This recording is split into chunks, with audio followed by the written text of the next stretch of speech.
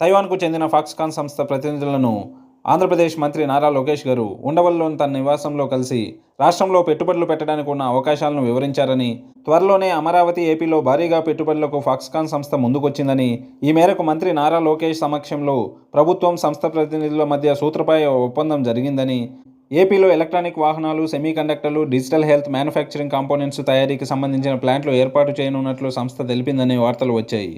అలాగే తెలంగాణ సీఎం రేవంత్ రెడ్డి గారు గత వారం ఢిల్లీలోని తన అధికారిక నివాసంలో ఫాక్స్కాన్ సంస్థ ప్రతినిధులతో భేటీ అయినప్పుడు తెలంగాణ ప్రభుత్వం హైదరాబాద్ త్రినగరానికి అనుబంధంగా అభివృద్ధి చేయబోతున్న 4వ నగరం ఫ్యూచర్ సిటీలో పెట్టుబడులు పెట్టాలని ఆహ్వానించారని, ఆ సందర్భంగా కంపెనీ ప్రతినిధులు సానుకూలంగా స్పందించారని తెలిపారు. మరోప్రక్క తమిళనాడు ముఖ్యమంత్రి స్టాలిన్తో కూడా కలిసి ఆ సంస్థ ప్రతినిధులు చర్చలు జరిపారు. ఇంతకీ ఫాక్స్కాన్ సంస్థ ఏ రాష్ట్రంలో ఎంత పెట్టుబడులు పెట్టుతుంది అన్న విషయం తెలియాలంటే, ఆ వార్తల్లో నిజమెంతో తెలియాలంటే మరికొన్ని నెలలు ఆగాల్సిందేనేమో.